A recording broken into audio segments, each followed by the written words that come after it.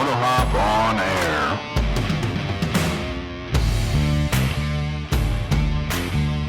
air. Welcome to episode 17.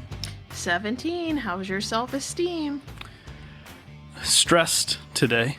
Stressed. I don't know if that's self-esteem. Yeah. That's just a general. No, my self-esteem is stressed. Oh. Yeah. Okay. Well, that's not good. I am also stressed. That's just like your permanent state, though, isn't it? As of recent, yes. You had a few good couple weeks. Yeah. No, I was like, no. Yeah. No. I thought it was good. Yeah. We're recording episode 17 on January 18th. Oh, so close. Right on time, 10:22 p.m. Yeah. We should have done it yesterday. It would have been the 17 on 17th. Well, that was original intentions, but there were also intentions to get an episode out before Code Mash. Well, which no one knows what it is. We talked about it briefly in the last one. Assuming everyone listens to everything in order like they should. Sure. Code Mash. It's a awesome software and web development conference, as well as other stuff. Makerspace, 3D printers, security, It's design. a nerd fest. Yep. We've been a part of it for a while. Volunteer part of it. Yep. If you are in those spaces or know anyone adjacent to those spaces, codemash.org. But that's Not it. sponsored. Not sponsored. Could be. Just love it. That was the one good week I've had recently. Yeah, you get to at least completely mentally check out. There's no responsibility. It kind of makes you understand why people go to all-inclusive resorts. Because Yeah, I don't have to think about meals for a week. Yeah, even when we travel normally, it's still what are we doing for dinner? What are we doing for lunch? And it's exhausting. Yeah. Because it's not a vacation for the person who has to cook it. Yeah. And so no dogs, literally don't even get in the car while we're there. It's all on site. It's a working vacation because we are technically on call. Yeah. I actually worked, which was a little stressful, but in the end it all worked out. Yeah. We survived. Well, while I do what's in my cup, you are re-aiming your microphone, which I was going to ask you to do. I could feel it. Yes. I could feel your judgment. I do my best. So I decided to start tonight because I'm hoping to cover a lot of ground with a shot of freedom. If you are unaware, there's a whiskey called Freedom Whiskey, which is fantastic. It has all kinds of fun jokes you can make regarding having a shot of freedom and people earning nicknames because they overindulge at places like Code Mash and good times. Shout out Freedom Dan. We're adults. Yeah. So starting with a shot of freedom here, and then my good old standby, a little bit of Coke, bourbon, a little splash of Fireball in there. Good grief. Yep, we got to keep the train going because after this, got to do some cramming. Well, most normal people would drink caffeine in order to keep going. Trying to diversify your relax. Liquids. Oh, okay. We're going to switch back to energy drinks after this. And then in the third hand, he does have water. There is water next to me, yes. So, just so you know, he's hydrating. Yeah. We never drink enough to affect ourselves or our work ethic the next morning. No, I don't drink very often, but life tends basically to wear us just down for this enough. podcast. It's true. At least to this extent is normally for the podcast. And I'm here to normalize not drinking, as I normally do. What's in your cup? I made a hot chocolate. But I'm running into some technical difficulties. Okay. Because, of course, nothing is easy. No. So you got me this... is this what you're trying to figure out, the scoop to tablespoon serving thing? Yeah, so you got me this hot chocolate mix from a small, it was a marshmallow company up in Chicago years ago. Yep. So I was reading it. Normally, I'm kind of a freak. I don't really like my hot chocolate super rich. So I don't make it, if I do make it with some milk, it's not all milk. I mix it with water and I'll put whipped cream on it or something to give it that milkiness. Well, this didn't have any powdered milk or anything in it. It's straight cocoa and sugar. And I was like, well, that's kind of weird. You don't want to drink I don't know, I guess it might be a Yoo-hoo, but straight chocolate flavored water. Yeah. So I was like, so I put some coffee creamer in it to give it that milkiness that I like. A little creaminess to it. Yep. So I put it in my Yeti wine glass and went to put the lid on it. Oh, and I topped it with marshmallow fluff because I don't know if we have marshmallows, but I wasn't going to open any specifically for this. So I found a can of fluff. Yeah. So I put the fluff on it, completely underestimated how much room the lid took up on the top. So I had a geyser when I was done, you know, like with the pressure when you go to push it in. I it always believe like I walked in during that. Yeah. So first we had a hot chocolate geyser, and then I realized that the marshmallow fluff has created a suction. So I can't get the liquid out of the top. Oh, you're just sucking marshmallow fluff out It of the won't top? even suck. It straight up has like just neutralized the entire like top meniscus or whatever. Okay. You know, like when you were to drink out of a container that doesn't have an air hole, the only way to get it out is to like squeeze the container. Yeah. I've got that in a stainless steel tumbler. I was going to say, you're going to go ahead and squeeze that stainless steel tumbler there? So I brought a straw. Okay. Which should be great for washing later because it's a glass straw. But yeah, I'm worried that's the only way I'm going to be able to, at least until I break the suction of fluff. Yeah. With the cup. So it's all stuck to the top of my lid too. It's not just like swirl it. Like. Fun. Yeah. So if you hear me like freak out later, it's probably just because I burned my tongue because I have no idea how hot the liquid is underneath. Oh, good. But I have a water too. Well, I want to start out with some New Year's resolutions. That's good. At I least haven't ones heard that these I yet. have. Yeah. Well, I think I tossed them around loosely. I mean, Again, you kind of. My original plan for this episode was to be like fresh New Year. 2 weeks ago.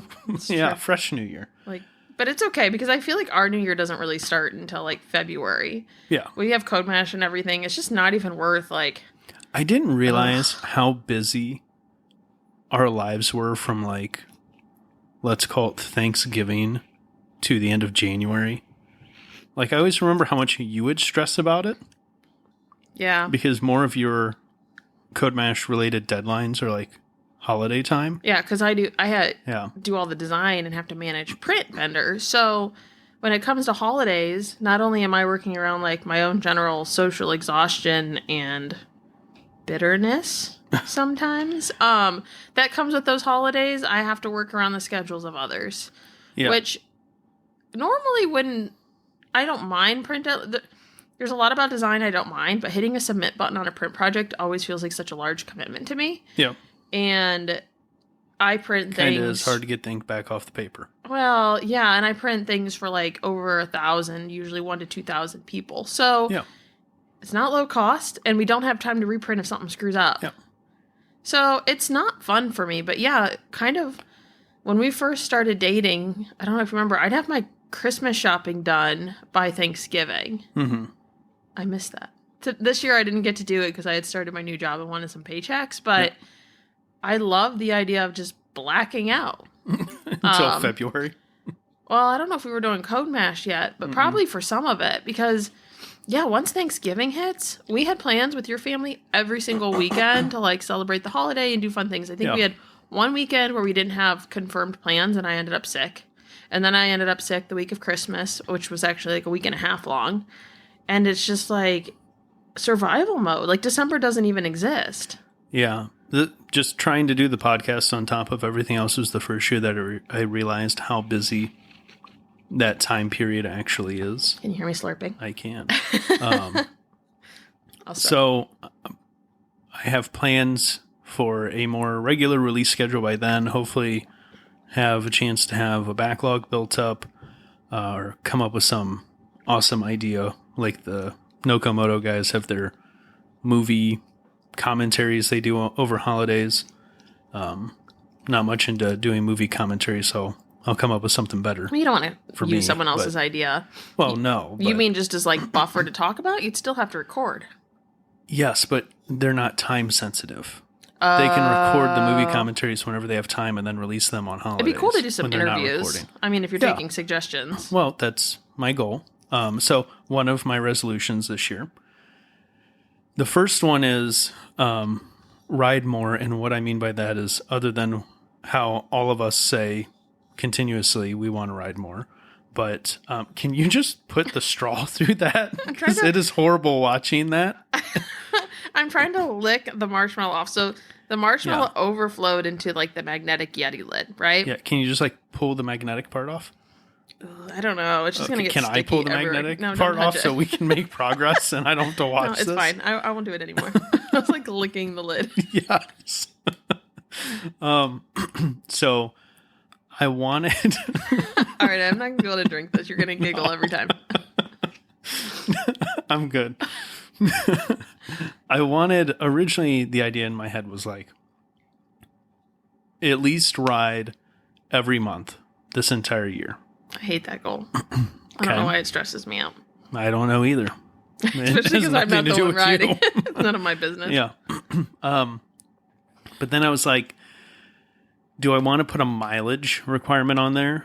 And in some ways, like I feel like 100 miles would be fun. Like a month? Yeah. So 100 miles in January, 100 miles in February. Those are very low targets, though, once we're into like proper riding season. So was that hot? Was it like lava? By the time it goes up like the 12-inch straw, which is completely excessive for this cup, it's not too bad. Oh, good. Plus, I can feel it on the way up through the straw. Who knew this drink was going to be so fun? I don't know that I'm setting any specific target other than I want to make sure I get out every single month this year. Which, you're running out. Lucky for me, next week we're going to have a break in the temperature because it has been like single digits to 0 where we have no temperature left and then negative wind chills. And it's just not safe. We're supposed to get like, I don't know, depends on who you ask, somewhere between like 4 inches and 4 feet of snow over the next 2 days. So, yeah, going to get some January time in next week. But yeah, so ride every month at a minimum. We'll see if I come up with mileage goals. You can always have a soft goal of like a hopeful milestone, but the weather here is just so unpredictable. I'd hate for you to be like disappointed, but there are people in other parts of the world who do not have the luxuries of cars and they just ride no matter what the weather is. Yeah, but how much more mild are those like? You're not answering. Not always. Use your voice. Yeah, I mean, depends. I don't know. Some of them. Go to Southeast Asia. Yeah, they don't have snow. They just have to ride through monsoon season. I'm just very, like, competitive adverse. Competition averse? Yeah, like, I don't like the idea of setting yourself up to fail when, like, an improvement is still an improvement. Like, riding every month could be seen as a success, even if you don't hit your mileage. So that's what I'm saying. I'm not setting mileage. Oh, you said you were going to try to aim for 100. No, I said, we'll see if I set a mileage goal, but that was where my brain initially went. But then it's a very odd metric because like I'll do that in a day in like June. Yeah, but that's an hour each way. I mean, just because you got out and rode, you'll probably still feel better with less riding.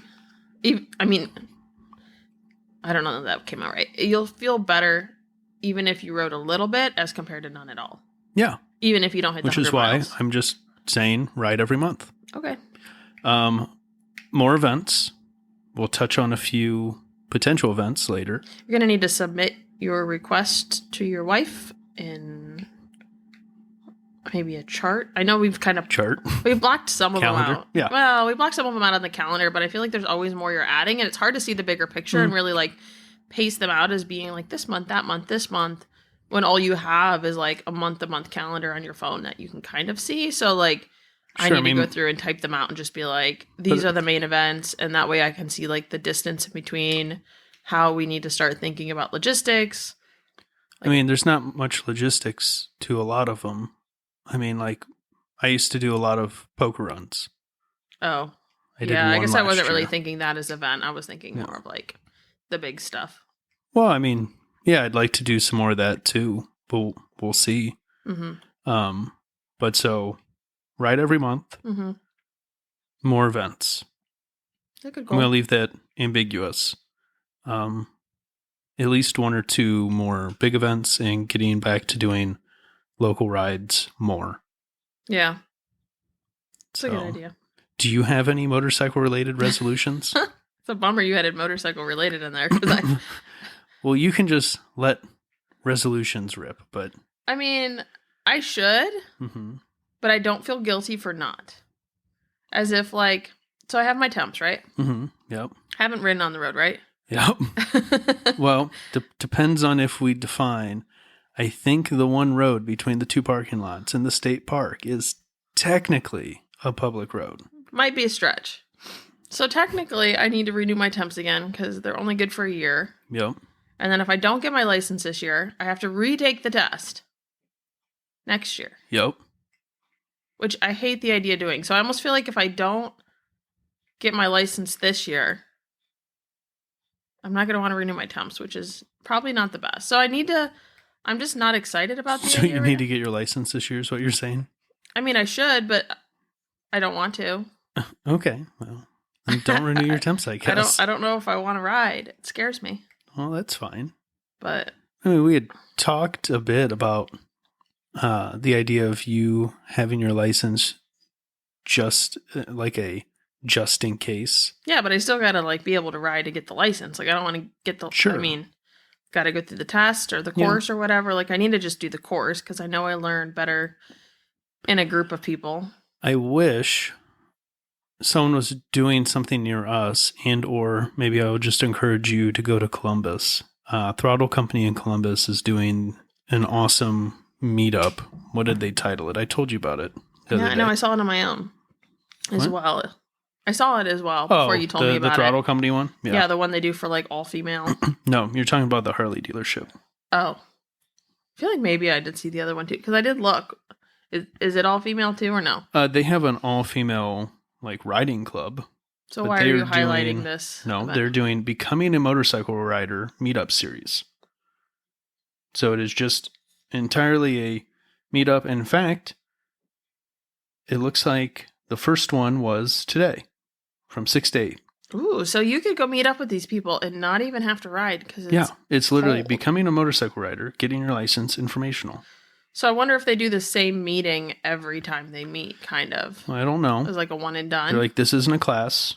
You'll not be taking the class. You'll not be getting your license during this series. It is just informational and social. Just go meet with other people who think they might want to get their license. I guess we'll have to look and see when the other ones are. Yeah. Hopefully not all Thursdays because that's tough to make it to Columbus during the week, but Yeah. worth looking into. But So any non-motorcycle resolutions, I guess, since you are on the fence on whether you have any motorcycle resolutions or not? I mean, kind of. It feels weird saying them out loud, but Okay. I mean, I guess Don't. just leave everyone hanging. Yeah. What It's do up to you. You're never gonna know. Am I gonna be a better person at the end of the year or not? Probably not, but we can hope. I mean, my resolution to keep a job for a year would be nice. It's been a I rough don't couple think of that's years. up to you, though, unfortunately. I know. But overall, I guess I would say to be a little bit more grounded. I feel like I've been in survival mode. Again, not completely my fault. Walking barefoot outside grounded? Or... I'm not the most severe form of hippie woo woo, but I just mean being a little more and not that I have any problem with that. I went to art school, very open minded. I don't care to walk barefoot outside. The dogs love it. The dog poop would love it too. There's just something about walking barefoot in our yard I'm just not intrigued about. Might be the rocks. It may be the rocks. But just feeling like I have a little more control of my time, just being a little more intentional about how I'm spending it. You're sure you didn't put something in there? There is nothing in this. It's probably just the extreme sugar and stickiness of the marshmallow throwing my saliva glands off. Gotcha. Nope, nothing in So here. being more grounded and Just being more intentional and trying to feel a little less lofty. I don't know, maybe is the word. Like I said, a little bit of it is a little a mindset shift. yeah. And just trying to feel like I have control of my life, do a few more things that make me happy, maybe go on trips. I kind of want to go on maybe a trip by myself to maybe see a girlfriend or something, and just kind of YOLO it. Yeah. I just feel like we've been kind of holding our breath for so long, for years essentially, and you feel want to it. go on motorcycle trips, and I think you should be able and willing to do that by yourself, even if it means going alone. And I would also like to maybe go on a trip, even if it means going alone. I think, I guess we'll throw this on the resolutions as well. Finish the Sportster. Should we type it up or just make assumptions? Yeah. Okay. I say that only in the basis of I like that bike, but I also like the idea of just once a year, I fly to Florida, buy something from Brennett Quality, ride it back to Ohio, and then sell it. Does that feel weird to you? Like reselling something like his art? I mean... Or do you think he's cool with it? If I'm breaking even on cares? it or whatever, I don't think he cares. I don't know if there's any like sort of like sentimental. I mean, I think it'd be cool if you had at least just a enjoyed bike in your collection that you were trip. constantly swapping out. Yeah. Like, I don't know if one of your friends did this, just constantly like sold and bought vehicles. Yeah. If you have like one vehicle that's just constantly on the move. And then I think we talked about this actually before, at least me and you, not necessarily on the podcast, about you just having like one vehicle permanently in rotation so you can mentally not get attached to it and just be like, I'm going to enjoy my time with this, check a bunch of things off my list and rotate it out in a few months or every year or something, sell it at the end of the season and buy a new one at the beginning or whatever you need to do. Because you could, if you sold it before, let's say you sold it in like August, you'd then have funds, maybe ride it out with your regular bikes and then bought something really cheap in the winter and you might actually be able to make a couple $100. Yeah. Yeah. I mean, maybe use that money for like a trip to go get the next one or something. Be kind of a cool rotation. Yeah. The problem is the time to buy cheap bikes is not necessarily the time to ride cheap bikes home. Oh, I guess that's true. I forgot that you have to ride home. Forgot that part. Well, I don't have to, but that's kind of the appeal to me is like flying somewhere, buying a bike, riding it home. Well, the other thing you could do is, if you're willing to be flexible with that, we have like our semi goal to get like some sort of RV situation this year. And I've already kind of warned you that whatever we get may not be our end all vehicle, but like something to get through vintage days or whatever. Yep. And if you have that, then you could go pick something up. Yeah. It might have a little more flexibility on its current state if you didn't have to worry about riding it home. Yeah. Come to think about it, we can change goals too. For sure. Well, anything else you want to add to that? Nope. Just survive. Okay. Survive and enjoy it. Yep. Hope that's not too much to ask. And Happy New Year, because I don't think we said that. Oh, yeah. Well, I mean, We're by like now, everyone's 3 weeks listening. in, but you know, Happy It's still New Year. new. We're not even a 12th of the way Hopefully through. it's happy so far, because there's a lot of year left. And if you didn't set resolutions, that's okay. You know? I mean, there's plenty of time to become a better person. You don't need a calendar in order to give you permission to set goals. In fact, you're not required to become a better person this year. I mean, we hope everyone strives for something. No, but some people are just surviving. The economy's crap right now. So you know what? Been there. If your goal is to survive, that's... Ooh, didn't mean to hit that. That's okay, too. Yeah. Well, before we delve into some news, a couple recalls to get out of the way. BMW R18, their cruiser-looking bike. Do you know which one I'm talking about? I will click on the link. Okay. Okay, yeah. Yep. BMW R18, certain 2021 to 2024 R18s are having issues with their headlight. It's got a cool exhaust on it. Or at least the stock image does. Yeah, I mean, that's the exhaust that comes on it. That's wild. It looks like in the cartoons, when you get like an exhaust puff, you know how like the exhaust would swell and then it would like contract and like push out push out this little puff. That's what it reminds me of. It looks like it's going to puff. Yeah, so it says one or more of the attachment points between the low beam's upper and or lower reflector and headlamp housing could become damaged and break. If the attachment points broke, the affected reflector could shift out position within the housing. This could cause a change in the form and direction of the low beam. The high beam and position lamps are not affected. Here's the fun part. So, recall. They do not have a fix for it yet. And they are halting BMW dealers from selling any new or used R18 B or R18 Transcontinentals. BMW's just having a rough time, aren't they? Yeah, this isn't a full-blown stop sale order, but it's like maybe you should reconsider buying one. I mean, last episode we covered how Harley's having like speed wobbles at 100 miles an hour, and they haven't issued a stop sale on those. And meanwhile, you're like, Missy, you should get your license. Motorcycling is fun. Well, don't buy anything having recalls. Things don't have recalls until like randomly. You'll never know if what you buy is going to have one. Sure. He's shrugging. You can't see him. But not yet. Like, And he's you can giving buy me a something that look. doesn't have a recall yet. He's got this and look. then next recall, some 2019 to 2023 Can-Am Rikers are having fuel pump malfunctions. What is interesting about that is the like production dates, because it goes from 2019 to 2023 model year. Mm-hmm.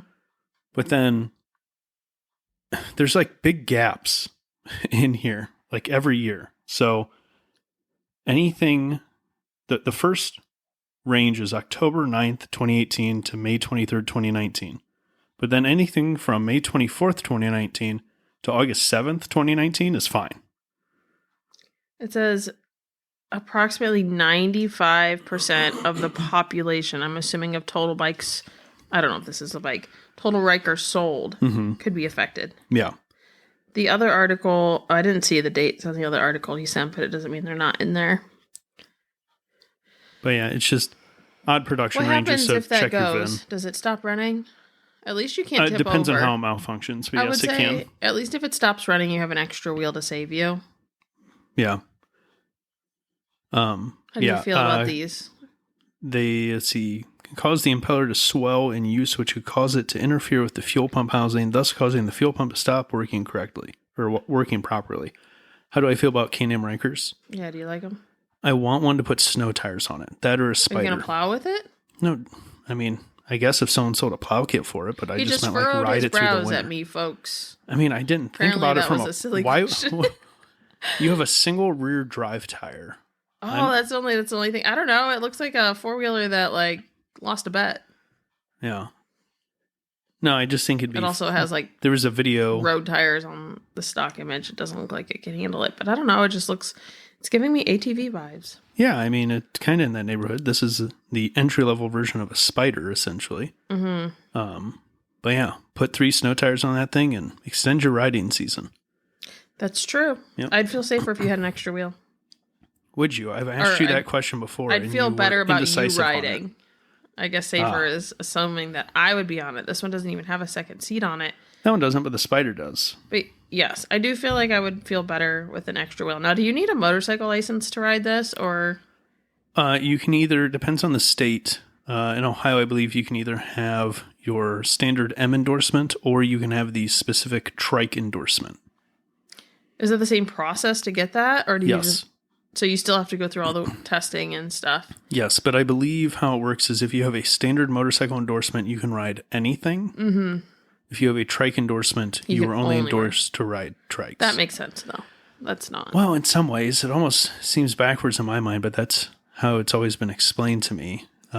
Because watching a trike class, You watched one? yeah, there was one that went ahead of me whenever I was testing for my motorcycle endorsement. Everything's a little weird because you don't lean, you have much wider track. And I forget who says it. Someone I listened to on one of the podcasts talks about how like they're the worst of everything because like in a car, you can split a pothole. On a bike, you can dodge it. On a trike, You better odds are brace it's hitting yourself. one of the wheels. Don't bite your tongue. Yeah, it's hard to straddle I never would potholes have and thought stuff of like that. that. Yeah. Interesting. Yeah. On to regular news. Quick follow-up from last episode. Mm-hmm. We talked about the Jedi Motor, like, baby Street Glide clone, the 250 that looked like a Harley Street Glide. Mm-hmm. After we recorded that episode, I had shown you. I just feel like everyone needs to know that this exists. It'll be in the show notes. They make a police version of that bike. It's funny. I didn't see the title. I was like, that looks like a police bike. Yeah. Like, It's funny that like police bikes are universal because this very obviously has Chinese writing or some sort of like Asian characters on characters it. on it. But yeah, like little tiny 250 Street Glide police bike. And it comes with like a little blinky light in the back, which is adorable. Yeah, and built into the fairings and stuff, and it's ridiculous. You should look at it. It even has like some interesting, almost like seal or shield or something on the front for like a decal. Yeah, I mean, just whatever, department they're showing off in their stock photos. So why do you think they call this American style design? Because it's styled after a Harley. Oh. It just happens to only have a single cylinder 250 in it. AMA is American Motorcyclist Association, the AMA, is celebrating their 100th anniversary this year. At Vintage Days? Well, that's one of their events. They're just celebrating this whole all year. Yep. They having an anniversary party? Kind of. They're doing extra events this year. They've got 100th anniversary merch available on their website. You gonna get some? I might at least get a patch. Ooh, maybe another coffee mug because I know how much you love my cabinet full of coffee mugs. I've had to sacrifice all my cool mugs to make room for his mediocre mugs. I appreciate that. The one event that they're doing that I don't think they did before is the Buckeye Motorcycle and Music Rally, which is in Columbus. That'll be the month before Vintage Days. Put it on our calendar if you want to go. The headliners for Friday and Saturday are Hank Williams Jr. And who was Saturday? I already forgot. Oh, Leonard Skinnard. That'd be fun. Yeah. How much are those tickets? Well, I did a little looking. Depends on where you want to sit. Oh, so it's not general admission. Well, they have general admission, which is that this is at Columbus Crew Stadium. So general admission is quote unquote floor, which means you're on the field. Mm-hmm. I think it was $100 a day, $200 for 2 days. If you want up in the stadium seating, it's a little cheaper. They have a VIP section, which I think was $500 for 2 days. I wonder if people, I'd have to look into this more. People probably stay at a hotel. There's not camping for this or anything, right? Apparently there is. I'm not sure where you're camping, but they probably are selling camping site. passes. Well, we'll see. Because you're at a stadium. Yeah. Camping in maybe the parking lot? I imagine they probably have good parking down there. Yeah, I guess. But they say, so the motorcycle tie-in, they have a biker mall. It's going to feature multiple rows of vendors, motorcycle dealers, food trucks, live music, tattoo artists, stunt shows, and more. They say we have some pretty big motorcycle dealers already lined up, including Iron Pony Motorsports. If you're unfamiliar with Iron Pony, they're huge. They're in Columbus, Ohio. It's Matt's favorite place to shop. Yeah, pretty much. Well, I mean, next to Menards. It's kind of tight. Yep. And then they say Zach at Buckeye City Motorsports, which is another dealer that's going to go, is building a bike to give away at the rally. And they're documenting the build on their Facebook page if you want to follow along. Brantley Gilbert's another big name. Who's going to be there? I feel like maybe I've seen him once in passing. We did. Did we? Yep. B93 birthday bash in Michigan. 10 years ago. Kudos, we're still going. Yeah. Well, I guess interesting. Something you might not want to wait too long. I imagine something like that could sell out. Yeah, I'd imagine. I don't know that we need to go down for multiple days, but I guess could always swing by for a little while both days. If the headliners, I wonder if they'll release a schedule. It might be on there somewhere. Cool. Probably later in the day. Yeah, that's what I was worried about. And then, speaking of other Vintage Days, or AMA events, Vintage Days will be in July, end of July again. Mm-hmm. Tickets are officially on sale. If you already know you're going this year, and if you're not sure, you should figure it out. And part of me wants to encourage you to go, and part of me just don't go because it'd be quieter. Yeah. Wants less, I don't know, riffraff. I'd like barrel racing to come back. I didn't get to participate the one year that we went, the first year we went. And then this year we were there for all of the days, and barrel racing was killed. So hopefully barrel racing this year. It's true. I'm looking at a calendar because you said it was the last weekend, and there is 4 weekends in July. Mm-hmm. And last year, wouldn't it have been the weekend before? Yes, it was the... So you're saying they pushed theirs back? Well, it depends on if they base it on being the last weekend of July or like the weekend of the third full week or how they split it. But so here's what she's alluding to. There is some significant for our neck of the wood, would motorcycle event overlap this year. So Vintage Days, Fuel Cleveland. I just saw you typed in the Harley thing. I couldn't remember what it was called. The Harley Davidson Homecoming Rally in Milwaukee are all the same weekend in July. And all of those, so for like bigger picture, Mansfield is maybe 2 hours, hour and a half from. So the Vintage Days is a very short trip difference from that to Fuel. Yeah.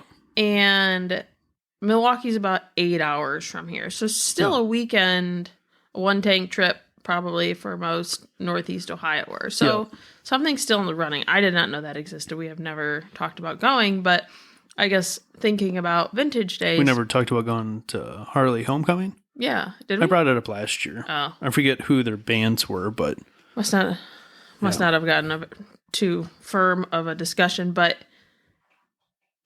thinking about like the people that go to Vintage Days, so many people travel so far because it's a full weekend and more. Yeah. That most of those people have not heard of Fuel unless they're local. So Fuel is a very local event. And then the Vintage Days is really a national event. Yeah. Yeah. Well, and so what's going to be interesting to me is there's a lot of people that I know, I either see or know that they went to Vintage Days, and then I either see them in passing or know through social media that they then went to Fuel Cleveland, because Fuel for the past few years has been the weekend after Vintage Days. Yeah, which is great because it's just it's kind of like a one-day thing. I mean, you can hang out most of the day. Then, I don't know. I'm kind of done after one day, but it is probably nice to have the 2-day flexibility for people who can't go for one day Fuel. or the other. Yeah. Yeah. The second day was new last year. We shall see what happens. I don't imagine. What intrigues me the most is vendors. I believe it's Skidmark who attends both. Ruh-roh. It'll be interesting to see which way that leans. Yeah, I guess I do feel like the target markets are very different. Like Vintage Days is more flea market-y camping, and Fuel is a little more formal, I guess I could say. Isn't like a less camping, more casual. I don't know. Like, I mean, they're different events, but there's overlap in attendees. Well, to an extent, yes. Yeah. I feel like everyone who goes to Fuel may go to Vintage Days, but not everyone who goes to Vintage Days is going to go to Fuel. Sure. Yep. I would agree with that. So we'll see. Seems like a big miss, especially between Harley and AMA. Like, I think Harley's got a big number this year. No. I guess, again, that probably is not going to affect Fuel that much as Vintage Days, because it is more of a national draw that people would probably go to this Vintage Days or the Harley thing. Yeah. Fuel is definitely going to suffer, though, probably the most, because they have the least amount of overlap with national, like. Yeah. I mean, we'll see. So honestly, I don't think I'm going to end up at Fuel this year. That's what I was going to ask. So when you saw that, what'd you think? Go shoot, I'm missing Fuel? Yeah, like, that was your instinct. So that means Vintage Days is top notch. Yeah. Yeah, I thought Harley Davidson Homecoming was some big year for them this year, but it's a bummer to me that they didn't. Technically, Harley Davidson is older than the AMA, but the AMA represents the industry as a whole, the consumer base as a whole. I don't know. It's a little more feels weird that blanket. I feel like anyone who's into motorcycles would be invested in AMA, but not everyone's into motorcycles would be into Harley. Sure. Yeah. I don't know. It's just a bummer to me that among the three of them, no one looked, glanced over their shoulder and noticed anyone else was scheduling the same weekend. But they don't talk. It doesn't matter. Yeah. It feels like there should have been some kind of communication between AMA and Harley at a minimum. And then Fuel should have just been awareness because they're in Ohio too. But you would think, but we've had conference overlaps, like Code Mashers overlapped with the Consumer Electronics Show. No, it's no longer called that. Oh, it's just CES. Just CES. That's dumb. Yes, it is. Don't give me like an acronym and then like erase what it means. But Yeah. either way, you can't be like, oh, like Hoodmaster should have talked to CEO. Like you don't. There's just no real overlap there. Like those are different verticals in my mind. Yeah, but it's still it diluted. There Next is year overlapping it won't be the attendee same. bases, or at least historically used to be. But onward. Triumph reveals the 2024 Daytona 660. If you were looking for another 600/700 class sport bike option, fairly attractive offering. 660 triple. I think it's a good looking bike. Price point's competitive. Consider it if you haven't looked at it. I think it looks pretty good in their red color. But overall, it's just a decent looking bike. Nothing super polarizing in the looks. Harley has confirmed some returning 2024 models. They're also teasing that they're going to have new models that they're announcing on January 24th. And then Dennis Chung over at motorcycle.com, who I cannot imagine is going to be invited to any Harley press events, probably ever again, if he ever was. Because the amount of Harley stuff he's leaked over the past 6 months. Why would he put his name on it? Well, it's his job. I guess. So far, he or maybe says he they'll is invite confirmed. him so they can bribe him to stop spewing stuff. Maybe that's the angle. Be like, what do we have to give you story-wise to get you to stop leaking stuff? Or not really leaking. It's just he's finding like the user manual issue with the Harley 500 that Harley swears is not coming to the U.S. Even though for some reason they have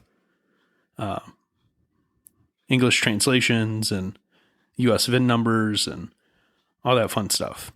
But so far, he is confirmed a CVO version of the Lowrider ST and a CVO Pan America. Now, the CVO Pan America seems interesting so far because what it appears we know is same power plant, but heavier. So we'll see why it's heavier in 6 days or whatever. So next podcast probably. So you don't think there's, well, not that it's our opinion matters. There's value into like low key leaking stuff. If I said I bought you something really cool, as compared to just being like, here you go, I got you this cool thing. Like there could be advantages to slow leaks in the beginning. Oh, 100%. There are companies like if they're that doing intentionally leak leak stuff. I don't get that vibe with the stuff he's figured out over the past bit. He looks familiar. But hat tip to you, Dennis Chung. Keep up the good work. And hopefully Harley invites you to something. You should find him on Instagram. Yeah. Become his friend. Figure out where he's getting his information. Yeah. I found my next bike, I believe. Oh, boy. All right. I'm sitting down. Did you look at the next link? All these random letters put together? It's a Kawasaki Ninja H2 for under $100. Am I looking at the right one? No, I'm not. I'm like, Chung again. Hey, buddy. So Pan America? Is that what we're talking about? No. Link. I'm lost. Oh, Under Kawasaki. $100 for a Kawasaki Ninja H2. Under $100? Yep. Scam. Technically Ninja H2R. You have to build your own? Why does this look like an erector set? Because it is a Lego Technics set. Oh. If you are a Kawasaki fan like I am and want to build a Lego model of one of their bikes, you now have an option. You have a bike now you need to put together that you forgot I to talk about. certainly do, yeah. I forgot to mention that on the last one. One of the motorcycle-related gifts I received was the BMW M1000RR Lego Technics kit, which I forget how many crazy amount of pieces it is. 2,400 or something. 1,920. Is that what it was? Yeah, the article that you linked for the Ninja has right a there. link Yeah, below. 1,920 pieces versus 643 for the Kawasaki. So it just depends. I mean, I feel like the 640 is probably more of your attention span. What is that supposed to mean? I'll get my table back sooner. We've got a puzzle I want to do. We've got Legos. Maybe you should call off work tomorrow. I'm liking that idea. But yeah, I think I'm going to end up with one of those. Kind of cool. And then, in the same vein, Kawasaki showed off in conjunction with another company whose name, I don't know if I'm going to pronounce this correctly. HYSE, Hyse, Hyse, I don't know. It stands for Hydrogen Small Mobility and Engine Technology. They showed off a Ninja H2 SX that runs on hydrogen. Now, the interesting thing to me is I've heard a bunch of people discuss the idea of if we had an electric cruiser, you could just stuff the saddlebags with batteries. Mm-hmm. The downside is it kind of defeats the purpose of what that bike was there for, which is like luggage for touring, right? But they did just that with this hydrogen bike. At least the one saddlebag in the images they showed off is stuffed full of hydrogen. So how do you buy hydrogen? Well, right now you don't. Like, eventually we would have hydrogen fill stations like gas stations. Would it be if you could put water in it and it would break down the dihydrogen and the oxygen and you could just fill it with water? And you could have something like that at home, a hydrogen fill station that you pumped electricity into and would separate the hydrogen from the oxygen. Is hydrogen a liquid? Once it is under enough pressure, or no, once it's cooled enough, yeah. All right, so let's say we were going to buy hydrogen. I'm just going to type in buy. I don't think there's hydrogen? Any fill stations really in the U.S. other than in California. Like, I wonder what kind of Toyota tried to do their hydrogen fuel cell. What was it? The Mirai or something. I think there's some class action suit about it. I had a really promising. Oh, you could buy it on Amazon. Did you look at like hydrogen fill stations near me? Nope, straight to Amazon. Okay. Hydrogen water generator. This might not be what I thought it was. No. Let's go to hydrogen fueling stations. I'm not a good researcher. What do we have? According to the Department of Energy, there are 65 on this map. The only one on the East Coast is in New Brunswick. There's one in Ohio. Not Renewable that I'm Hydrogen Fuel Cell Collaborative. I search hydrogen refill stations near me. Literally typed it all in. Mm-hmm. And here, I'll just pass you this because you're going to be able to tell me whether or not it's valid much quicker than I would. Because I believe everything on the internet. Yes, you do. Part of my charm. Look legit? It's still far enough away. I've never heard of the city before. Well, it's within SARTA, which is the Stark Area Regional Transport. The bus system. Yeah. It is in their clean energy compressed natural gas. I can't talk. Oh, you have not drank that much. Well, no, but I didn't drink anything, and you were ragging on me, so you got what I had. Compressed natural gas station. So maybe they're doing hydrogen, but so hydrogen either way, fuel it's cells not easy and compressed to come by. hydrogen for combustion are not always the same fill. Either way, it's not a quick and easy run to the gas station. You have to plan it ahead. The idea of hydrogen is it is a clean option that can be refilled rapidly like gas. And if we can get the same infrastructure set up, you could do hydrogen fuel cell EVs and you could do hydrogen combustion vehicles on the same infrastructure. Did you know some Shell stations in Canada have hydrogen? Yeah, I believe that was the 3 probably hydrogen fill stations in Canada on the map I was looking at. Oh, there's only 3? I don't know. It was very few. There were 65 in the entirety of what the Department of Energy was showing me in the U.S. and Canada. Now open. 1 in Vancouver, British Columbia. That's a hike. Yeah. Well, and it looked like of the 65 on the map, 40 of them were probably in California. Woof. Well, there's an app for that, so if you're interested or you get one, you can download the Alternative Fueling Stations app from your Apple App Store. That sounded super sponsored. No, I just found it. It has really good reviews. Okay. I'm going to make sure you're not cashing any checks I'm unaware of, that you're not getting secret podcast money. That would be hilarious. That would me, be funny. Buy something you want with it. No, because then you get to use it. I need to buy something you don't want. I'm going to think about that. I would just be excited if someone was making money off of a podcast. Especially ours. Yeah. So do you remember me showing you the SONDORS Metacycle? It was a $5,000 electric motorcycle. Metacycle sounds like a bicycle. So no, I do not. Yeah. So it was a $5,000. The original promise was $5,000 motorcycle. And I forget the original specs that they missed. I think it was like 50 miles an hour with a 50-mile range, something like that. Well, SONDORS is entering receivership, which isn't exactly like bankruptcy. I was going to say, I don't even know what that means. It means the creditors are kind of... Knocking? Yeah, seizing control of liquidating assets and stuff. Oof. And it's not looking good for them.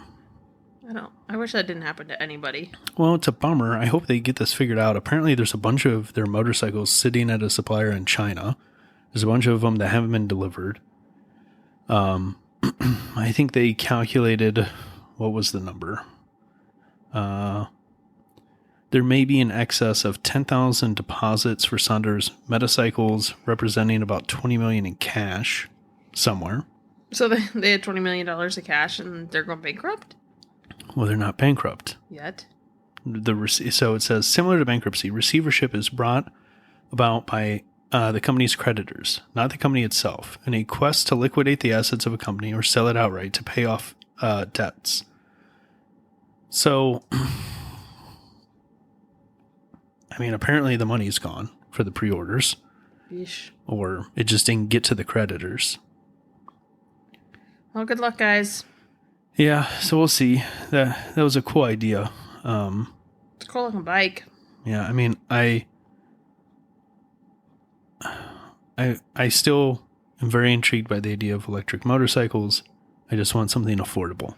Like a Moto Compacto. And that was the closest thing we had. Yeah, I can't ride a Moto Compacto to work.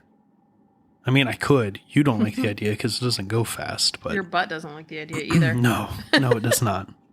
We've got to come up with more places to ride that other than not Kalahari. Yeah, not down hotel hallways.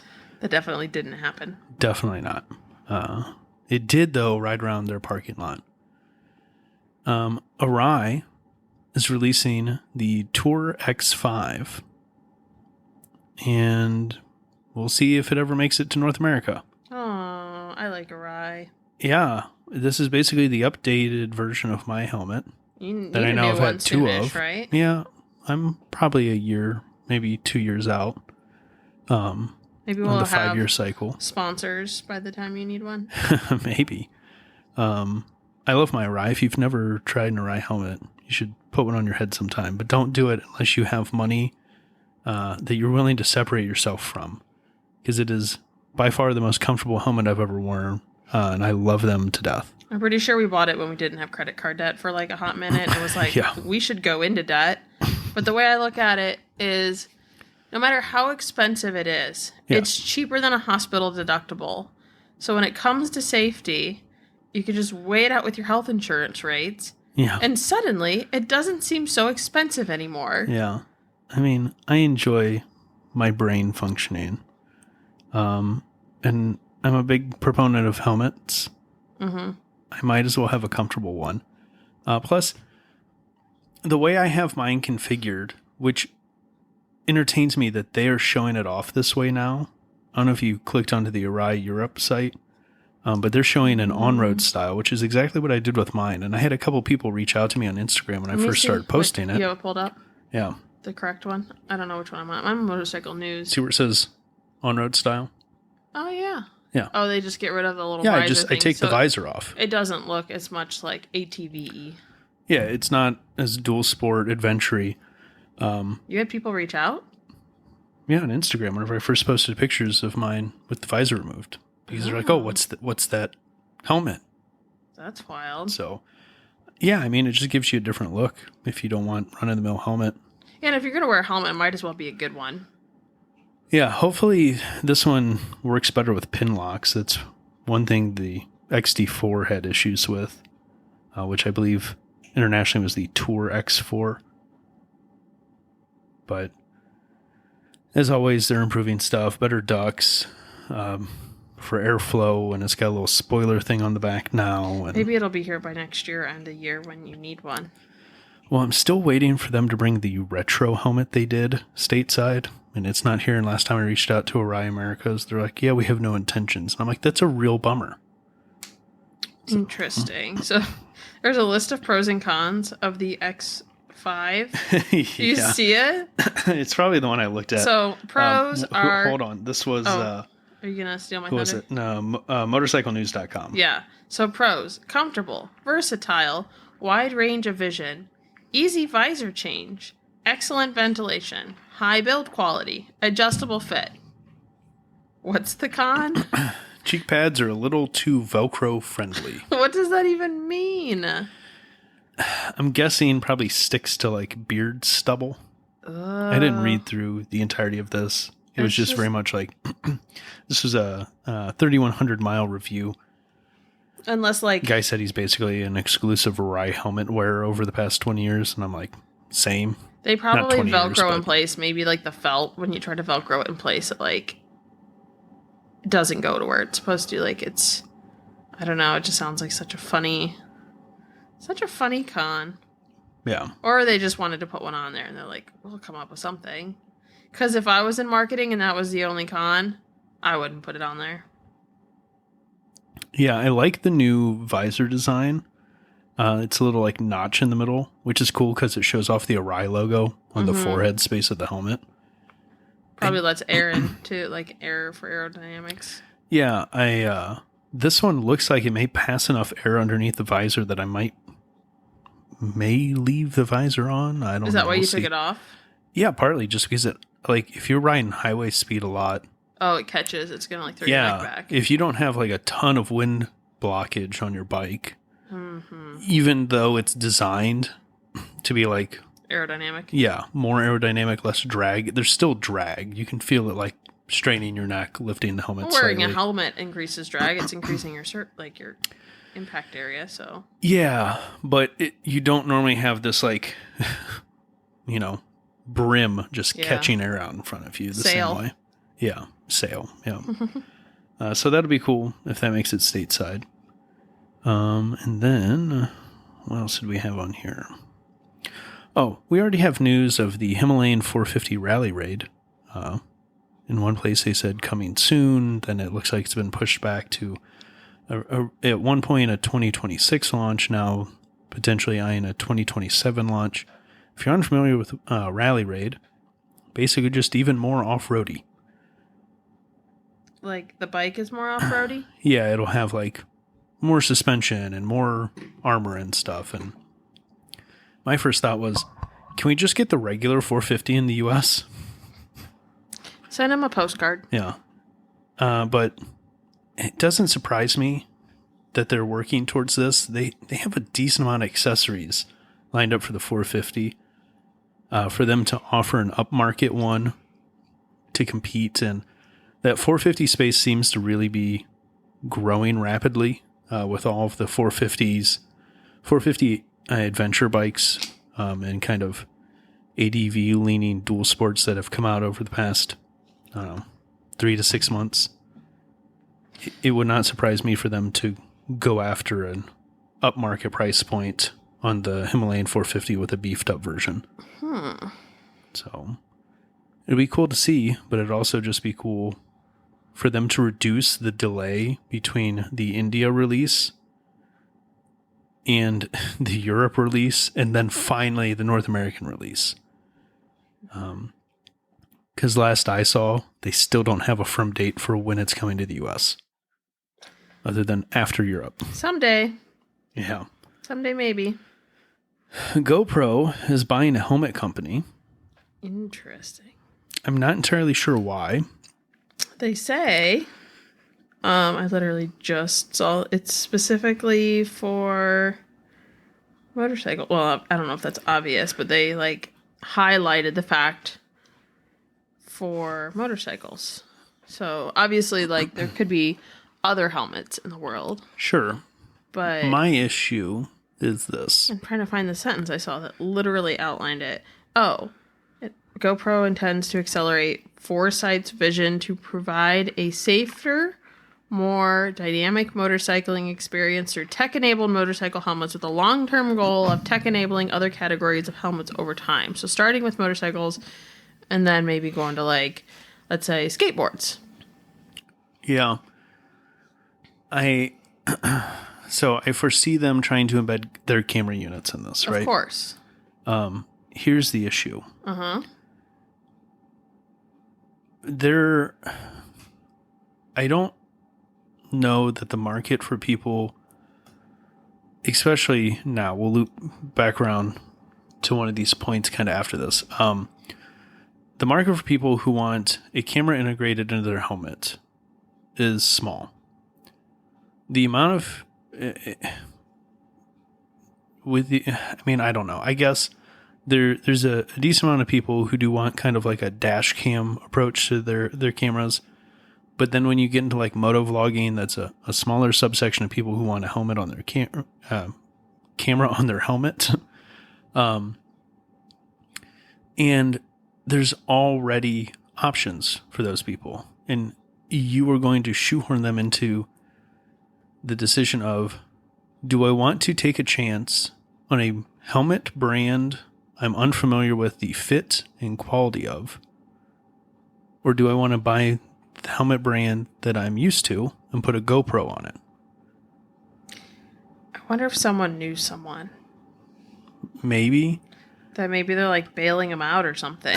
Well, I think the other thing that GoPro is missing is in the realm of people who are doing like motorcycle content / moto vlogging, one of the biggest hiccups has been the hurdle of getting audio into a GoPro. Other than their early cameras, their cameras for the last few generations, you're required to get their, like, I forget what they call it, media pack or whatever, like an add-on to get external audio in. And then they didn't integrate with any of the Bluetooth communicators that, I don't know, not everyone, but a lot of people have on their helmets now. And I really think Insta360 is about to eat their lunch. Maybe. Were you familiar with this Foresight before? Have you heard of them? In passing. So apparently, I know they're doing like smart helmet stuff. But yeah, based on this linked article that I'm kind of skimming. Yeah. They just launched in 2021. Yeah. In Australia, then rolled out in Europe, and then came to the US. Mm-hmm. Says they've sold over 3,500 units in Australia and Europe. Doesn't touch on the US. 3,500 helmets. Yes. Holy moly, that's a small number. Features include a carbon fiber shell, a proprietary peripheral LED display that shows route information and road alerts, Harman Kardon speakers, and a dual microphone, as well as a built-in action camera with 1080p resolution, as well as low-light capabilities using tried-and-true Sony IMX sensors. So does that mean it has like a HUD thing? Yeah. So, and here's the other issue with that angle. So all of the manufacturers right now seem to be coming up with some way, as we get closer to driver aids. BMW is working on like glasses. We've talked about Honda working on force feedback through fairings that move. They're trying to come up with a way to communicate to the rider what the bike is doing, and heads-up displays integrated into helmets pose the issue again of, will the rider want to wear this helmet versus any other helmet?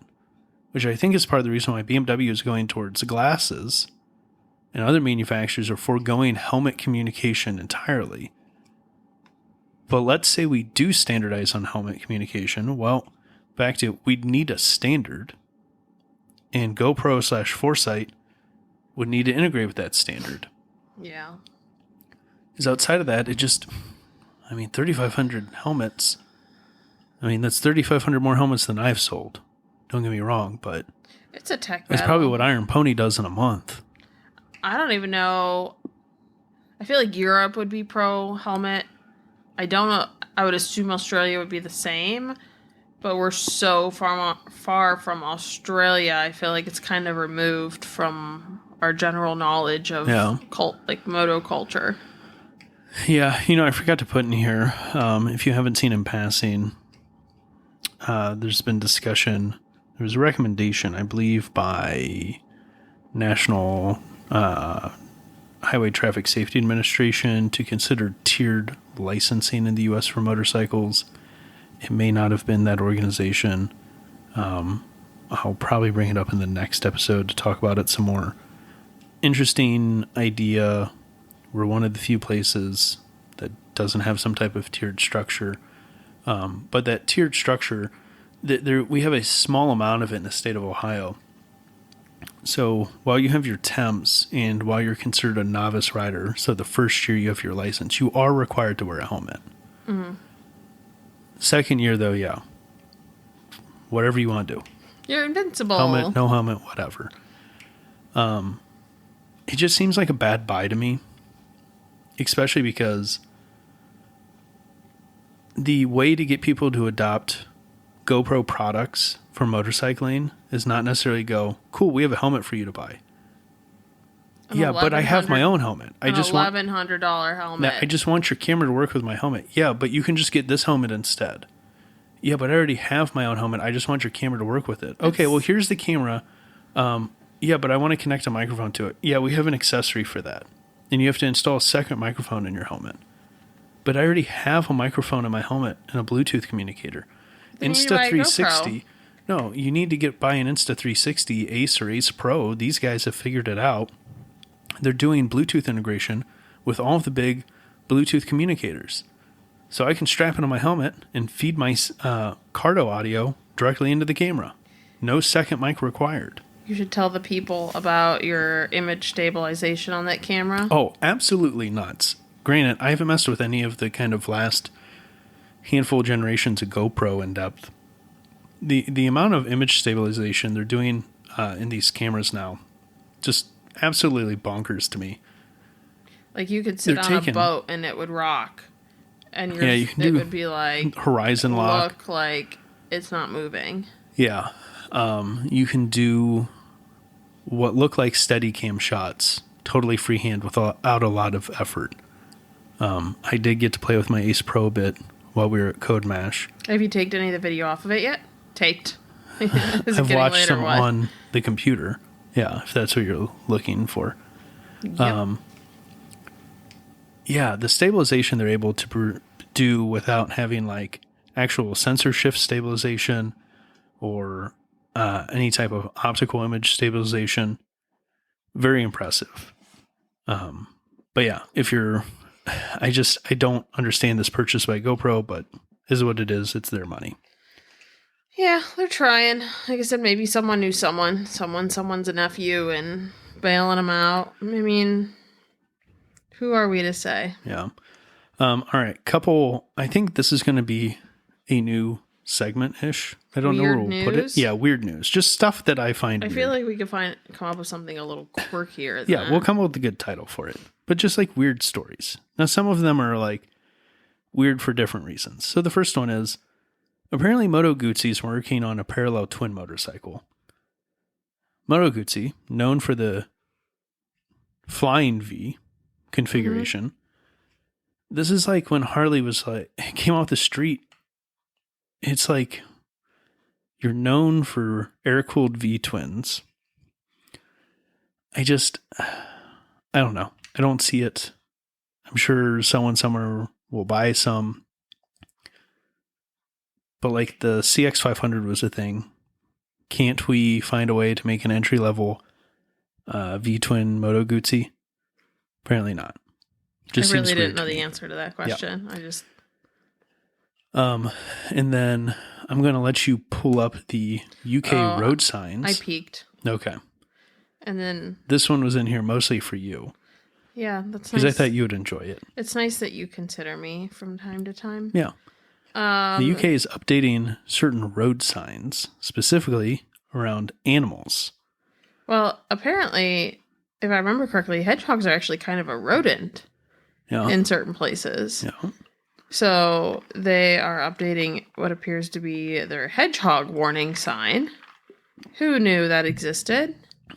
I mean... Yeah, like we have a deer crossing sign. They have like a hedgehog, I assume, crossing sign. I would trade, for sure, for this. Now, do you know how big a hedgehog gets? Because I looked it up. Because I wanted to know what we were, like, warding against here. How big can a hedgehog get? So, the wild ones don't generally get above 3 pounds. Okay. The domestic ones will get up to, like, 5.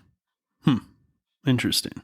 And actually, in the UK, somewhere in the article, said that badgers are actually a huge problem. Like, they're a very common roadkill. It says badgers are the number one mammal killed on the roads every year in the UK. We urge people to slow down, stay alert, and give badgers a break. I imagine it's similar to our raccoons. We hit a lot of raccoons here. Mostly just because they come out at night. And well, that and possums, but... Yeah, I'd say I'd see more raccoons. They're impulsive little guys. Yeah. But they put in here, since the millennium, hedgehog numbers have dropped by up to 75% rural areas, with traffic being a major contributing factor. It's crazy to think you're eliminating a species with cars. Yeah. But yeah, so now they have all these cute little hedgehog signs around. And then the last piece of weird news that I had on here is Kimco is working on a simulated e-gearbox. The TLDR for this is they're working on a fake clutch and a fake shift lever for electric motorcycles. Is it just for aesthetics? Well, it's going to integrate into their sound system that's going to play fake engine sounds, it sounds like. That's what I'm talking about. Why? Why are we doing this? I don't know that I would do it, but I think it's hilarious. It is ridiculous. Tell me you're a poser without telling me you're a poser. The thing is, their electric bikes are just cool. The way they sound. That's what I'm saying. Cool. You're just like creating shame around the electric bike by just not like normalizing the fact it doesn't have the same noise. Sound. Yeah. Like why does that have to be a problem? And if you want a gearbox, put a real gearbox on it. It's been done. Kawasaki said they were going to do it. So you could just put an actual transmission on this thing. I don't know. Or just buy an electric gasoline motorcycle. Yeah. Yeah. So weird news. We'll come up with a better title for that section, but I thought those were just some fun, quirky articles. It is good. I don't know how you find that stuff. Yeah. So the last thing I want to cover, I mentioned last episode, we were going to touch on it. There were some reports released regarding electronic driver aids in motorcycles. Now, what I mean by that is electronic driver aids in cars. The Insurance Institute for Highway Safety had done a couple studies, and I don't remember the exact phrasing, but basically said most of these crash avoidance systems don't do a great job with motorcycles and trucks, like semis, which is kind of funny because they're opposite ends of the spectrum. But obviously, they're tuning. Truck coming. Well, yeah. Well, and most of this is like, at least the one study was almost primarily on like front to rear collision, meaning like the vehicle avoiding rear-ending the car in front of it or vehicle in front of it. Yeah, detect the giant billboard of the semi-trailer. Like, for them not to pick that up. But in the one study, the crash avoidance systems, of course, I'm not going to be able to find it quickly in this article. I believe it was 9 out of 10 times worked for cars, and it was like 8 out of 10 for semis and 7 out of 10 times for motorcycles. Which could be worse, but still isn't great. That means 3 out of 10 times that system should have engaged, you're going to get rear-ended. Yes, it was 9 out of 10 for standard vehicles. To human error. Well, but the goal is that this is going to step in to account for human error, right? Well, I guess. And it arguably would be a reduction. Yeah, 70% from whatever you miss. Well, not always directly, though, right? It depends on the factors of the 30% of the time that it doesn't work on motorcycles. Are those also the times that humans mess up? Mm-hmm. I don't know. But it's something I think everyone should be aware of. I'm going to put a bigger blog post together. There's a few things I want to touch on. But I've said for a couple years now, especially when people are like, oh, I used to ride, I stopped riding, cell phones, yada, yada, which I get. They stopped riding cell phones? No, they stopped riding because of people being on their cell phones. Oh. Which I get. There's more distracted I drivers think people than have ever. gotten better, though, because cars have been enhanced in order to, like, compensate for those distractions. And that's where we're going to get to, and that's what I've been saying is we may not be there yet, but we should be close to arguably some of the safest times to ride a motorcycle, because the car will protect you from the bad driver, right? In the sense of the car should overrule the bad driver. Now, there will be a large adoption rate before this trickles down, and, you know, I've never bought a used car. What? Or I've never bought a new car, I meant, sorry. I've only bought used cars, so it'll be a while once this becomes standard on new cars before it trickles into my life, which I will probably fight tooth and nail. I don't like the idea fully of a computer overriding my decisions, but I get it in some ways. Yeah, could help, could hurt. It's a gamble. Where I first started worrying about some of this stuff, though, over, we'll call it vaguely the summer of 2020, there was a string of Tesla accidents that centered around Tesla Autopilot hitting motorcycles. I'm going to put these notes in one of my placeholder blogs that I've done, and it'll be in the show notes if you want to read more about this. But essentially, where the issue has been, or at least speculatively, among people who have looked into this and what I've formed as an opinion from reading into some of these stories, is a lot of the issue centers around Tesla removing radar and ultrasonic sensors from their cars. If you're not aware of this, the majority of their models now rely solely on cameras or their Tesla Vision for their autopilot, and if they're still calling it full self-driving or whatever. There are edge cases that the cameras have issues with. And one of the factors that was common among a few of the motorcycle accidents was that the vehicle rear-ended the bike. The bike was a cruiser, and it had dual taillights. So it should be able to recognize a vehicle, unless it just thought it was really far away because the taillights are going to be so much closer. Because they are low to the ground and close together. Mm-hmm. So the question is did the vision system interpret it, instead of a motorcycle close, as a car further down the road? It no longer had the radar or ultrasonic sensors to rely upon for a distance measurement. It was relying solely on the vision system of the cameras. This is where we get into regulatory decisions and whether we think we can get the cameras alone to a point of reliability. Tesla believes they do. Yeah, but how long and how many accidents is it going to take to get there? Yeah. I have in this link list here, I put together Tesla's statement on their transition to Tesla Vision and why they eliminated ultrasonic sensors and radar and such. And part of their arguments that they've brought up when discussing this with journalists is, if they remove parts from the system is arguably more reliable because there's less parts to fail. Mm-hmm. Which I get to some extent. And then you don't have to worry about you remove situations where the systems argue with each other, right? The one issue with radar is radar can tell you how far away something is, but not what it is. And that's Does it matter?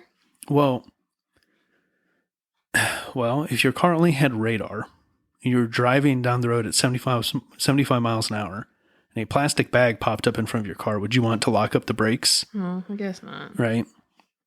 So that's where LiDAR potentially comes in, but LiDAR has issues with things like precipitation, and then cameras have issues with things like not having light, right? Yeah. So as much as to some, I don't want to say we all want it to be a thing, because the idea of a self-driving car is intriguing to me on some level, but I thoroughly enjoy driving and riding my motorcycles, and I wouldn't want that to be taken away from me. Yeah. I enjoy staying home with our dogs too. But it feels like a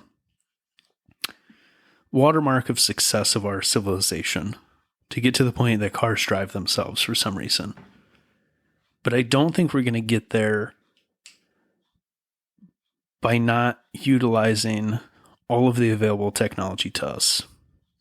And Tesla seems determined to forego radar and ultrasonic sensors and LiDAR. And I will tell you that they probably made some software tweaks, or we just haven't had as many news events. There's a website, tesladeaths.com, that kind of grim. Yeah, basically aggregates all of the automotive accidents that involve a Tesla and a fatality. And there were I may have missed one or two, but I did not see any Tesla accidents on tesladeaths.com that involved a Tesla, a motorcycle, and full self-driving or autopilot. Have this year. Teslas hit other Teslas? Because that would be really ironic. Oh, I'm sure they have. I feel like they should know better. How was it? I think Waymo is doing full self-driving cars out in California, and someone cut a video of one Waymo car cutting off another Waymo car or something. Yeah. So it's something I've been aware of since reading into this. Not that you need to be paranoid, but maybe if you have a bike with two low-mounted taillights and you're kind of alone on the highway and you notice there's a Tesla behind you, maybe don't leave the Tesla behind you for now. And in some ways, if you notice anyone who seems to be utilizing self-driving-ish features or advanced driver assist features, maybe don't position yourself in front of them if you're on a motorcycle quite yet. I don't know. It's always at some a choice. They don't all drive themselves either, though. Sure. I'm not saying they all do. But at some point in the future, the safest place will likely be in front of a self-driving car. But we're not there yet. And I think we'll probably get to a point, like it always seems, that as much as certain people want the free market to decide what is the best solution, we see time and time again corporations choosing profit over humanity. And we will probably not get to a good place until we have some level of industry regulation or standardization among self-driving and advanced driver assist features. And hopefully we get there sooner, because the more of these cars that exist with these issues being made now means the longer they will be in the used car life cycle, and the longer we will have to worry about them. Yeah, I'm sure that saving... I don't know. I guess it depends on what... Saving Tesla a bunch of money because they don't have to put radar and ultrasonic sensors in any of their cars now. The whole thing is weird. I don't know. I have no interest in self-driving cars. Which is kind of shocking to me. You think I'm that lazy? No, I just think you're that uninterested in vehicles sometimes. I don't know. I mean, There's just something to be said about having control. Yeah. Do you enjoy driving? More so when you're not with me. Okay. Fair. You should drive with yourself sometimes. It's very stressful. No, I get it. But I don't really love it, but it doesn't mean I want to completely get rid of it.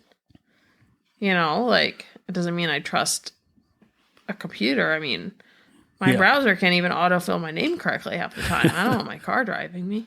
Yeah. I mean, that's kind of where I am. I hope we get to that point. Like I said, I feel like it's a watermark of success as our species of, this point where if we don't want to be bothered to drive, that we can just like tell a computer to do such, do that for us. You could also just pay someone else to drive you. It's kind of funny because in some ways that already exists and it's called a train. That's what I'm saying. But pay someone else to drive you. Well, sure. But we've had that. But that's a whole nother debate. That I don't know that this is the place for it necessarily, but at some point, these systems will become advanced enough that we trust them on the roads. And there's going to be a decent amount of jobs eliminated. And we need to figure out a way to prepare for that and what we're going to do for those displaced. Because I will tell you, someone who's had family in the trucking industry for a long time, the most expensive, or kind of the thing most trucking companies wish to eliminate is the drivers. Because drivers put wear on equipment and break equipment and are late and have to adhere by, guidelines on how often they're allowed to drive. They have to sleep and do all those annoying human things. Yeah. Yeah. And it's a real bummer for company bottom lines because they also have to pay them a salary, right? So the moment trucking companies can eliminate drivers, they will. And which is bittersweet. Yeah. We're putting ourselves out of jobs. Yeah. We have to figure out a place for those people. A way for them to survive and have an income. And it's a bummer to me personally because some of my fondest memories were in the truck with my dad when he was driving. But like I said, that's a whole nother deeper conversation for another time, I think. Sign of the times, I guess. Yeah. But I'm going to compile these links at some point. I know I've got a couple I've got to get done, but a little more in-depth dive.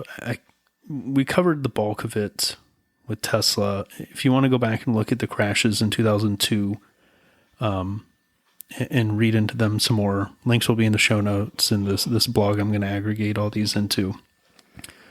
And just understand the changes they've made to their autopilot and full self-driving sensor array and what that means for their capabilities going forward. And also the fact that the rest of the manufacturers aren't doing too hot in detecting really big things and really small things, which is kind of interesting to me, that they're really good at picking out sedans and SUVs, but not so much semis and motorcycles. So it's a car made for cars. Yeah. And I mean, in some ways, it's what they're going to experience the most on the roadways, right? The semis really just throw me off because it's like...